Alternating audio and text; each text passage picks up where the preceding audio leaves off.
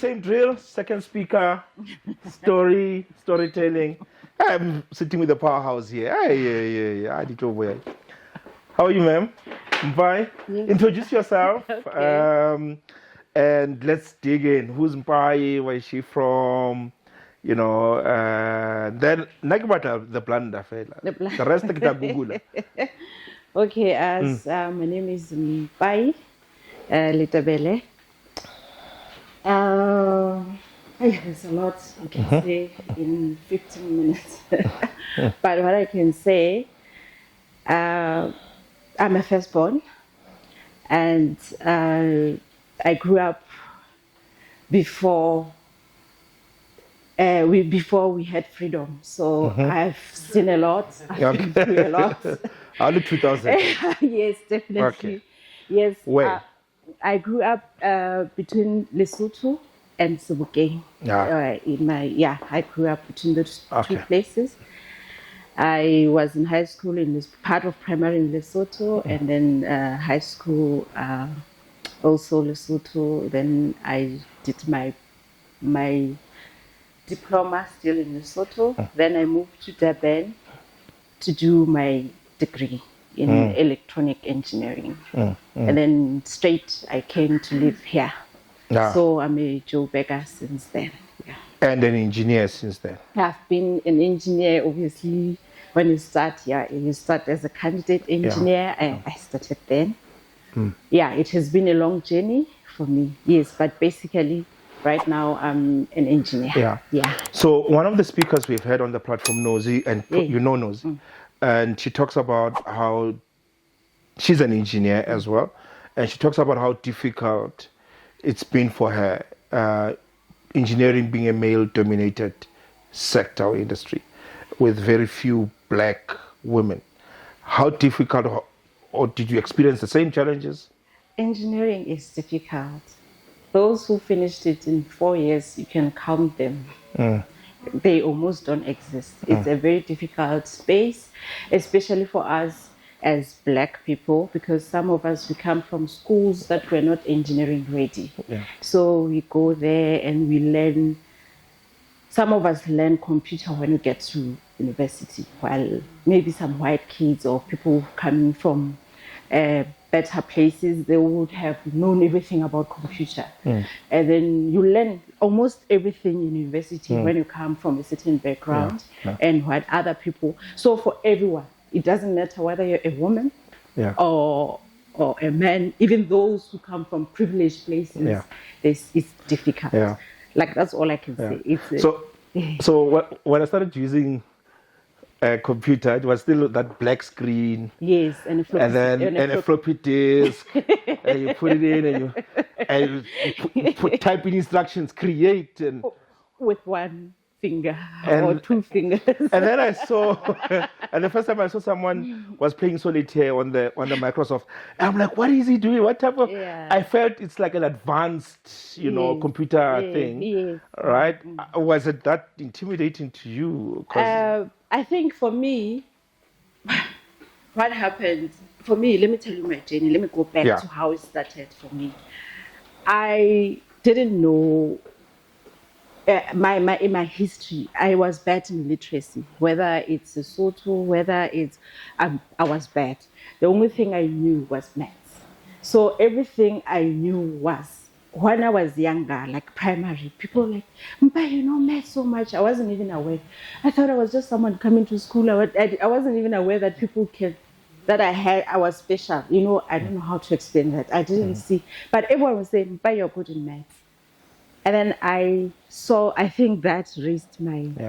And then I continued, struggled to read. I couldn't read a thing to save. Even now, I'm still struggling to read. But later, I was now doing well in anything that is numerical. I was good. Like be accounting, be maths and science. I was good now later. Then I didn't pass well because obviously in high school, most subjects need literacy. So I didn't do well. I repeated my studies to get proper matric, the good one. During that process, I was with this friend. She tells me, there's something called electrical engineering. I'm like, what's that? It was the first time even knowing engineering. I knew the people say engineers and it would be referred to mechanics and stuff, but I didn't know much. And then when she said that, I said, I'll do this. I'm going to do that. Because you know why? I said I'll do it. She said, that lady who's doing it is the only woman in the class. So coming back to your question, even though it was intimidating, it didn't intimidate me. It's the reason I wanted to know more about it. So were you one of those kids at school, there's exams and everybody's panicking and you're panicking with everybody and the result comes, you're the only one who's passed. And then we ask, but you were also saying you are panicking. But what happened? It's like, I don't know what happened. No, not really, but I was passing. I was never a top student. I was always just above average, but I never failed. I never failed. And then I competed, like I said, I didn't do well. Then my journey was very long. I ended up spending another year trying to, like I said, to fix my metric. And then I went to Lesotho. I did some diploma. When I finished my diploma there, I learned that you will never be an engineer with a diploma. You need to have a degree. So I applied for degrees for different universities, and then I didn't get the first year entry. I did extended program. I went to University of Natal, started at the extended program. The bridging and all that. And then the journey went, and then I completed. But it was never like I said, it was never an easy journey. Like for you with no proper background. And then now coming the issue of being a female, it was another thing that now you have to work hard. Sometimes expectation is because you're a woman, we can do things for you. And I don't like that. I didn't like that. I always wanted to see my work and be an engineer, not a female engineer. Okay. So I mean, the platform My Biggest Blunders is mostly for entrepreneurs, right? And their blunder stories and going through whatever they go through, they lock themselves, they don't talk to anyone. But you're not an entrepreneur, right? You are a professional, you're an engineer working in corporate, as you know. What would you say in all this is your blunder? At work, or maybe let's not say work, because maybe your boss is watching this and it's like, okay, performance appraisal comes.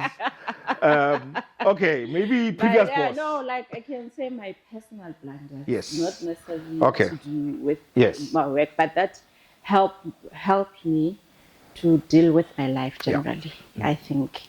So for me, I can really say I lived, like I said, I'm ready to fight for anything. Like if I know that thing is difficult, I think you enticing me to do it. So I did work hard all my life, and then until I got married. And then when I got married, I was so surprised by so many things. Things really just were not. I did. That thing that there's an input and an output. Yes. I always had a certain input, and then the output was almost desired one. I work hard, I study, I pass. Yes. The formula was straightforward. Then I got married. Then it was garbage in, garbage out. I got a completely different formula. Okay. I got shocked. I was married by a great guy. We were both young, and I think we were both shocked by what was happening. And then, as much as maybe for other people it's not, but for me, it's the best thing that ever happened to me. That my marriage failed, because I learned. So I didn't know myself. I was a people's people.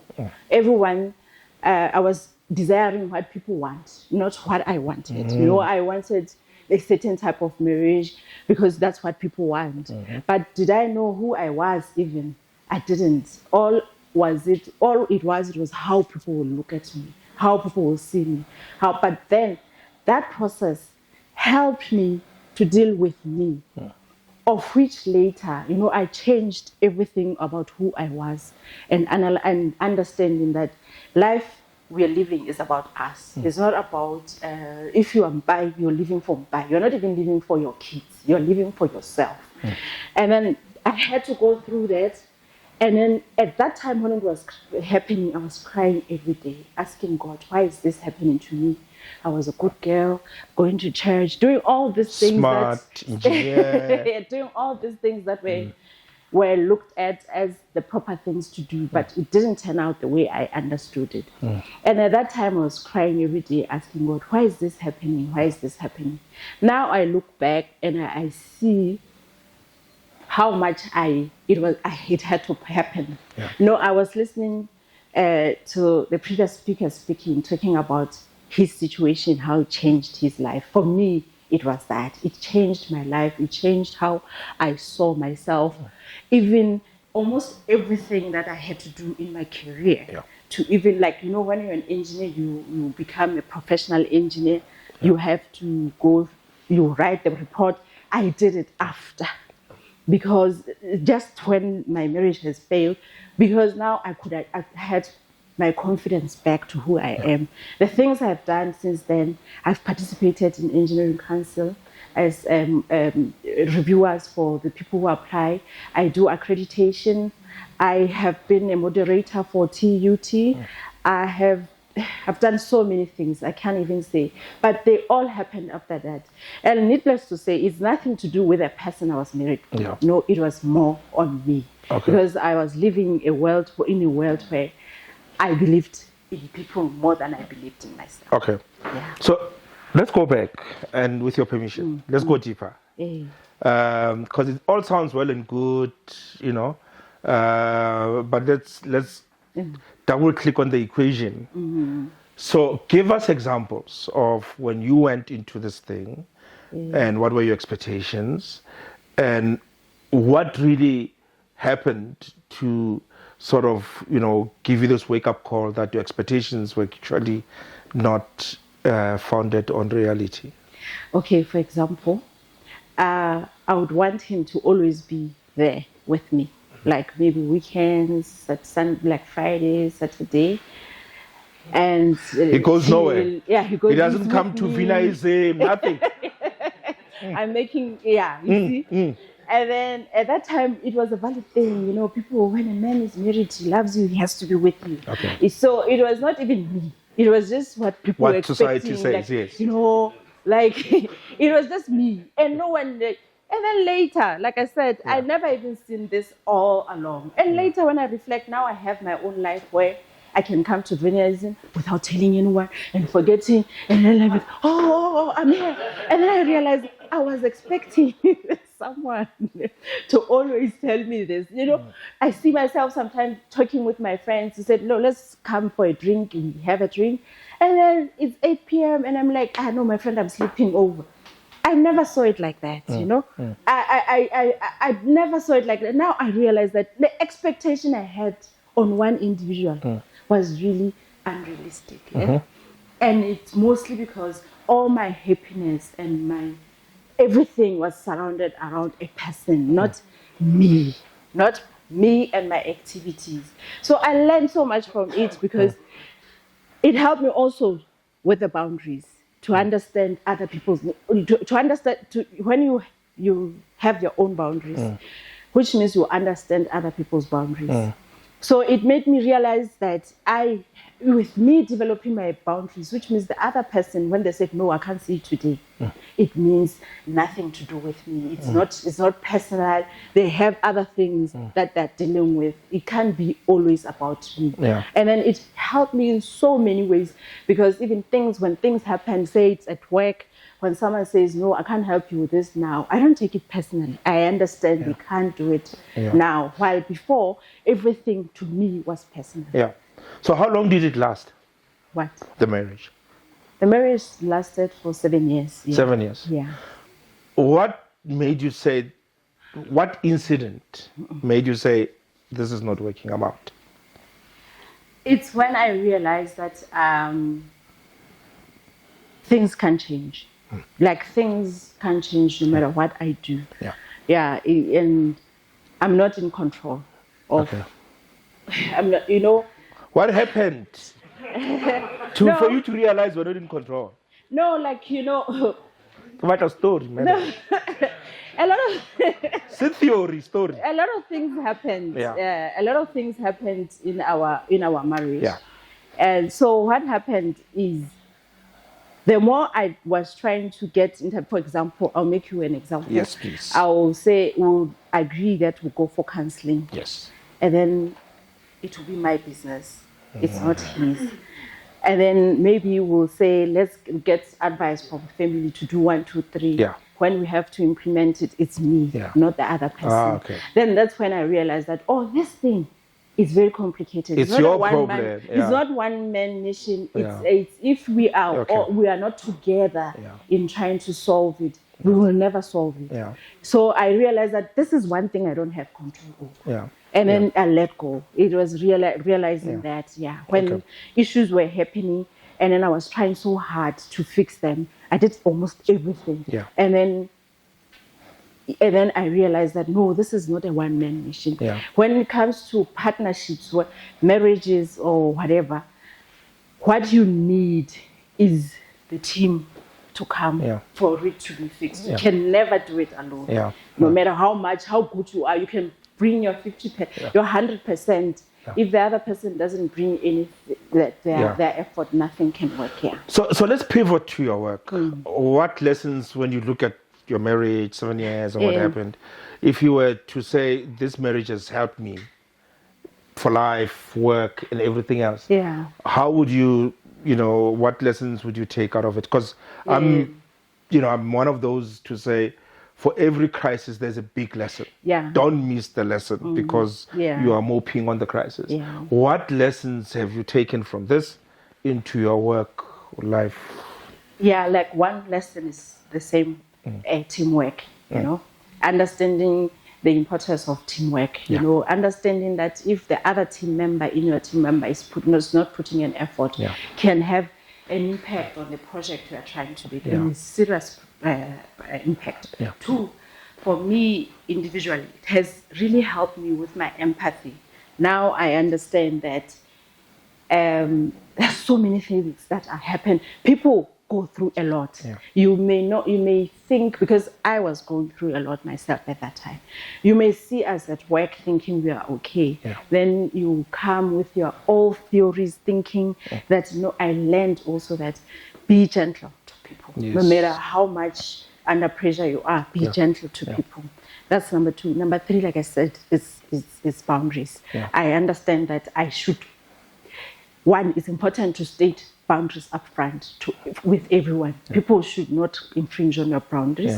And also, very importantly, don't go over the boundaries of other people. That's another one.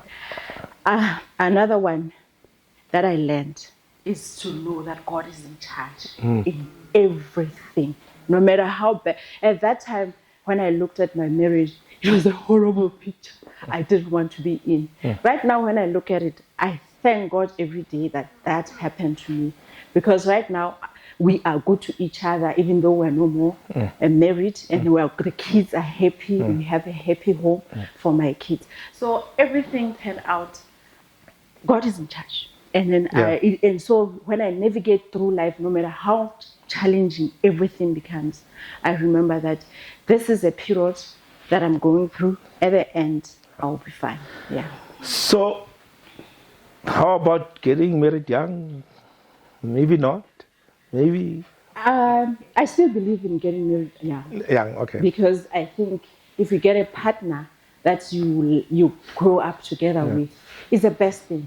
And if it's not the right partner to be with, it's good also, because you divorce early and then you can.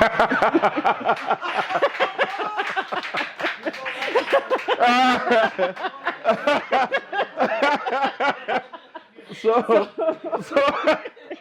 someone said getting married young. Someone said getting married young is like going to a nightclub at 8 o'clock and then leaving at 12 o'clock when the real party starts. I don't believe in that. I'm also looking at the kids. You have kids when you're younger, and then like when you grow older, the kids are older. Like for me, you grow up with your kids also. They understand you before you are. For me, my view on marriage is the younger, the better. Because when it works, it's still when better. you blunder, you have a chance to start recover. again. Yes. Nice. Yes. Would you still do it again? No. You won't do it again? No. Okay. Yeah. That's it. That's it for you. Yes. No. It's because of my reason. I have kids now. Yeah. Okay. So I have created a if home. they gave you permission. If I have created a home for them, I can't imagine a home with someone else. If they bring someone to say, "Mommy," maybe I'll reconcile. So that's a condition. Ladies and gentlemen, can you give it up for?